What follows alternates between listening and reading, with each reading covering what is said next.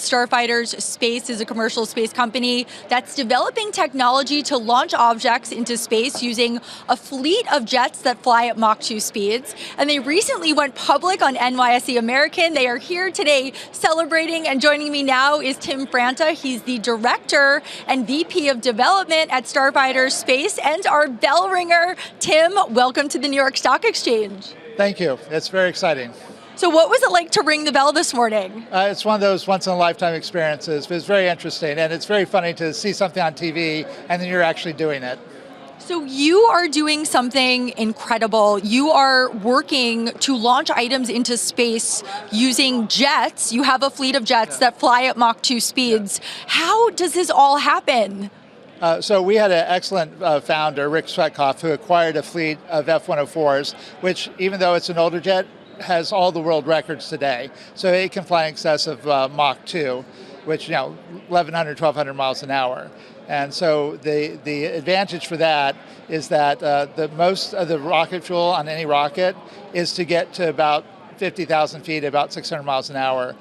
We can do that with 300 gallons of fuel and go twice as fast. So so the rocket can be smaller and we can launch it from the jet.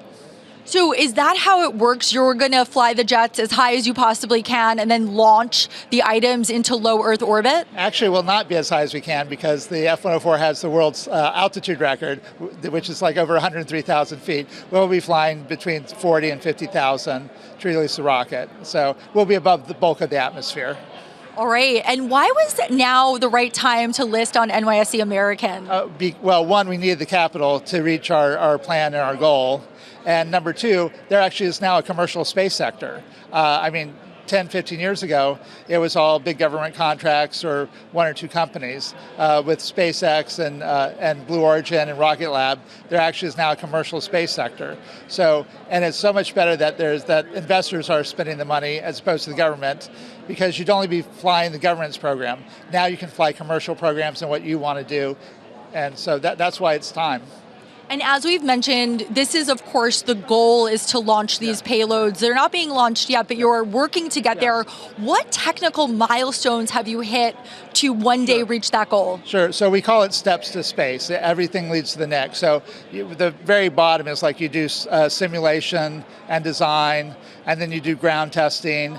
And we completed our wind tunnel test, and then we actually flown under wing to see how it's doing, and then we're actually now, I've ordered our flight hardware for our real underwing test. So it's just very incremental, and we have a critical design review in the next 2 weeks, which is a really big milestone. So it's just that incremental progress, on to the next thing, and we don't see anything stopping us right now. And you currently have a fleet of 7 F-104 aircrafts. What will expansion look like?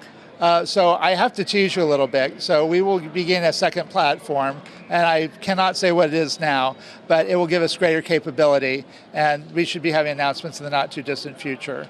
So aircraft that give us more capability.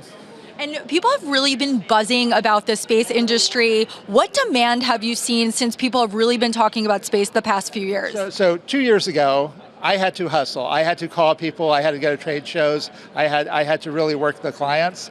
Probably in the last 6, 7 months, my phone's been ringing. And that is a huge difference to tell you that there actually is a commercial market. I mean, I'm still working out there, but when your phone rings and you're not going where people need services, there's nothing than a better feeling than that.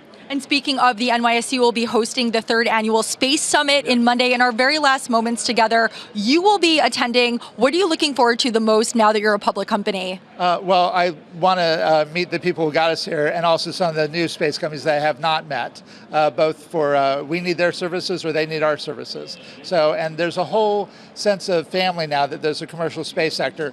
We're competitors, but it's great that there's a real camaraderie with the whole space industry. All right, and any last words, if you can wrap up this morning in 1 word or 2 words, what would it be? So basically, Starfighters believes the future's in space, and we will see you there. All right, Tim Franta from Starfighters Space, thank you so much for joining us.